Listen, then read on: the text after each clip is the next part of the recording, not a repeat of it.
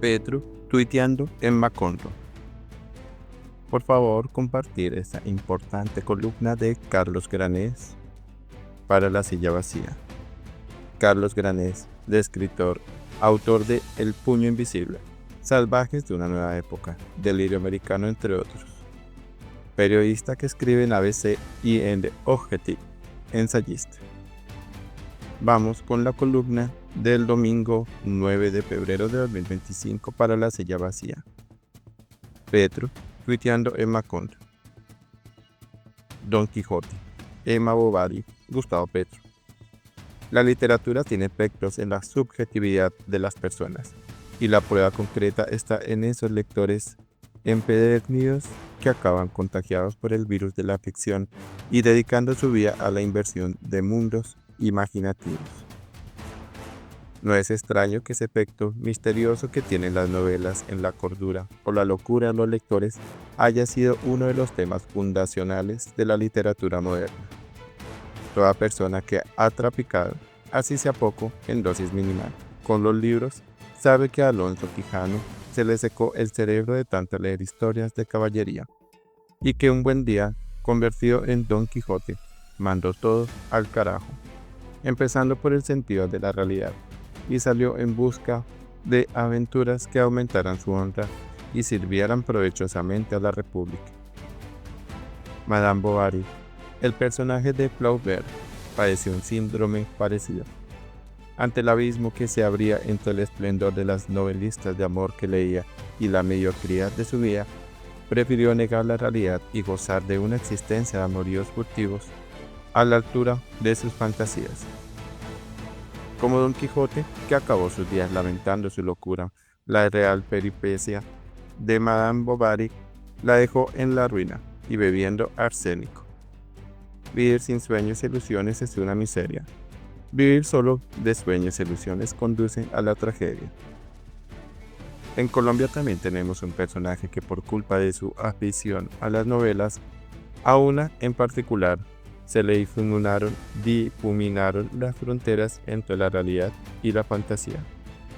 Su particularidad es que no está hecha de palabras sino de carne y hueso, y que por una y otra cosa llegó a la presidencia de la República. En efecto, Gustavo Petro está emparentado con Don Quijote y Emma Bovary. Su obsesión con 100 años de soledad marcó su biografía y su manera de entender el mundo. Lo convirtió en un sabio de un solo libro, chamán de la oratoria y creador de pueblos. Como Alonso Quijano, que cambió su nombre para salir al mundo a castigar alevosías. En sus tiempos de deshacedor de agravios en el M-19, Petro cambió su nombre por el de Aureliano para hermanarse con el coronel que protagoniza la novela de García Márquez. Y basta con leer sus mensajes en X, sobre todo los que escribe en sus madrugadas ignotas, para comprobar que sigue confundiendo el sueño con la realidad y a Colombia con Macondo, y que sus gestas de salvador, enfebrecido y tuitero delirante se le mezclan en la mente con las andaduras revolucionarias del coronel Aureliano Buendía. Hace unos pocos días dio muestra de ello, cuando tomó su celular como si fuera el sable del coronel para poner de rodillas al presidente de los Estados Unidos. Colombia es el corazón del mundo y usted no lo entendió. Le soltó a Donald Trump. Esta es la tierra de las flores amarillas, de la belleza de Remedios, pero también de los coroneles aurelianos Buendía, de los cuales yo soy uno de ellos, quizás el último. En su top 10 de tweets megalómanos e irresponsables, del todo nocivos para el comercio y la cordura de un país desgarrado por la locura, este escaló rápidamente al número 1. En defensa de Petro hay que decir que todos somos un poco como él, como Don Quijote y como Emma. Nuestra imaginación nos permite fantasear con vidas esplendorosas, empresas gloriosas, aventuras estrepitosas, también con mundos perfectos y futuros purgados de males sociales. Somos criaturas imaginativas que entendemos y gozamos con Don Quijote y Emma porque nos reconocemos en su triste hazaña, en su fragilidad y en el desquiciado empeño de negar la realidad y las limitaciones con tal de dar la talla de nuestros propios sueños. de la capacidad de fabricar ilusiones y de la loca voluntad de realizarlas, decía Vargas Llosa en un ensayo sobre Madame Bovary. Surge lo mejor y lo peor del ser humano, grandes hazañas y terribles cataclismos. La diferencia entre unas y otras depende de la naturaleza del delirio. Emma y Don Quijote son inofensivos, pues al fin y al cabo no lideran ejércitos ni naciones. Sus excesos imaginativos los pagan en propia carne, golpeados y derrengados, frustrados y suicidados. A todos nos ocurre. Nos estrellamos contra nuestras propias fantasías y pagamos de nuestro bolsillo los platos rotos. El caso contrario es el del coronel Aureliano Buendía y el de su alter ego en el mundo real, Gustavo Petro. Ambos encarnan el peor delirio de todos, el que necesita para materializarse la inmolación de los otros, el que demanda la concurrencia de pueblos, de ejércitos, de naciones enteras. El tuit que le puso a Trump era la prueba real de que a nuestro presidente lo aqueja esta particular forma de delirio, la que disfraza los despropósitos de la soberbia tras la dignidad de los pueblos, sin reparar en las consecuencias. Los 4 años de soledad del coronel Petro. Todo caudillo delirante que envuelve su ego en la bandera de la dignidad, ama a los pueblos y abomina de los individuos, porque a los primeros los seduce para embarcarlos en su deriva apocalíptica, mientras los segundos ven que va desnudo predicando el advenimiento de paraísos o macondos inexistentes.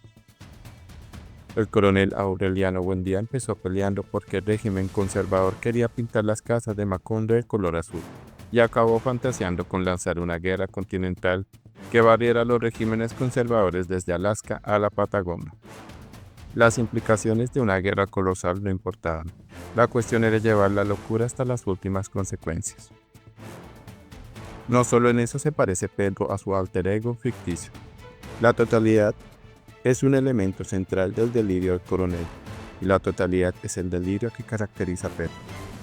Después de pelear 32 guerras civiles y perderlas todas, Aureliano Buendía busca a su compañero de armas, el coronel Gerineldo Márquez, para que lo ayudara a promover la guerra total, esta vez contra los gringos de la compañía bananera.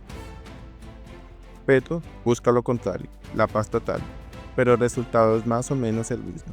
Un país del todo o nada, desbocado por una violencia que ha hecho metástasis en las disidencias de la disidencia, y para la que ya nadie, tal vez solo los médicos invisibles, parece tener cura.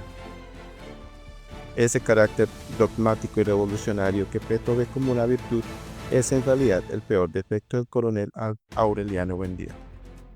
Lo diagnostica su propia madre, Úrsula Iguarán, cuando lo ve volver a Macondo después de sus campañas militares. Ahora parece un hombre capaz de todo, y en efecto, asumido el mando, el coronel se empeñó en la agotadora tarea de imponer las reformas radicales que no dejan piedra sobre piedra en la prevenida estructura del régimen conservador. O colonial, o esclavista, o neoliberal, u oligárquico, añadiría Petro, antes de empezar la misma labor destructiva y por las mismas razones, para poner nuevos cimientos nacionales. En Macondo no había nada de quedar recuerdo alguno del mezquino proceso de paz de Juan Manuel Santos, del sistema de salud neoliberal de Gaviria, de la institución militar guerrerista de Pastrana y Uribe, de la política internacional que hizo Duque arrodillado ante los gringos. Cuando abran los ojos a la realidad se encontrarán con los hechos consumados, le advirtió el coronel a Roque Carnicero.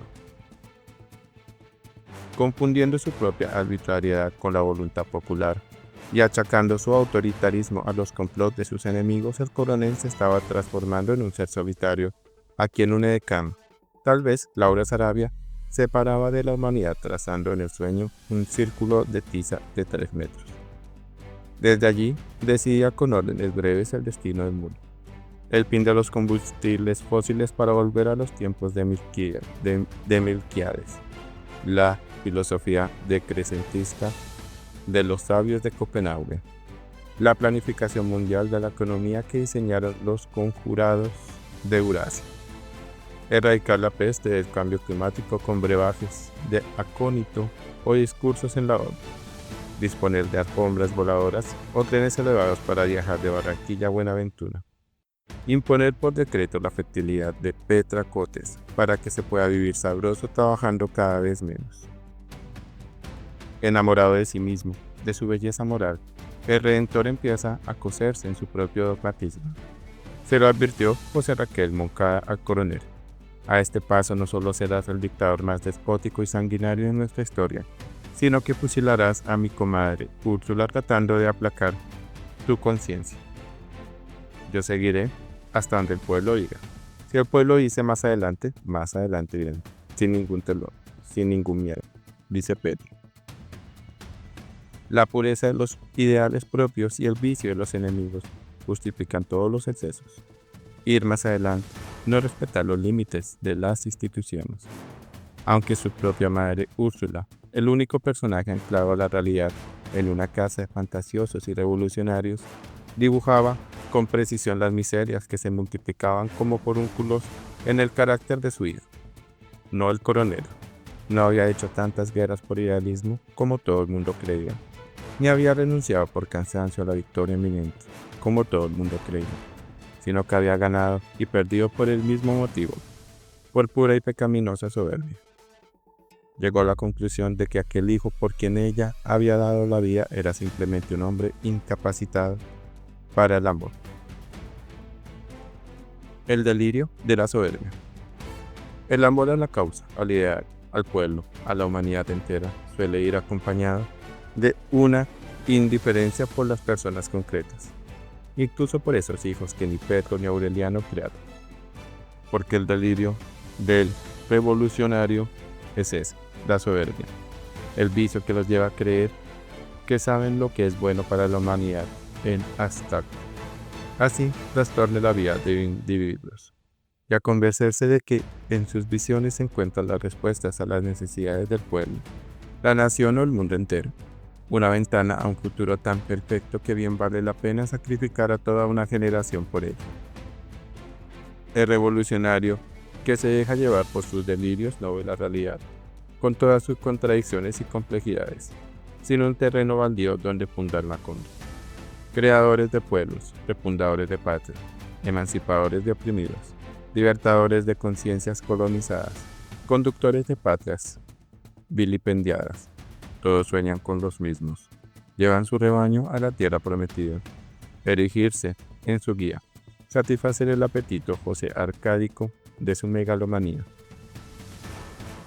La mente del Redentor funciona de una manera muy particular, poco científica. No desentraña el funcionamiento del mundo para comprenderlo, sino que lo encanta. Proyecta en él sus fantasías, sus deseos justicieros y sus visiones más bruñidas. También sus miedos y paranoias. Petro ve golpes blandos y duros acechándolo.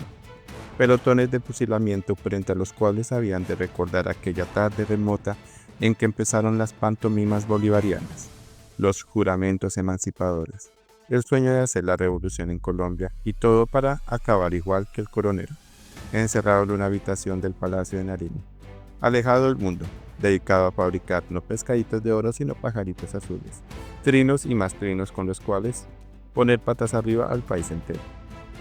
Me matarás, le recriminaba a Tron en su inmortal tuit, pero sobreviviré en mi pueblo que es antes que el tuyo, en las Américas.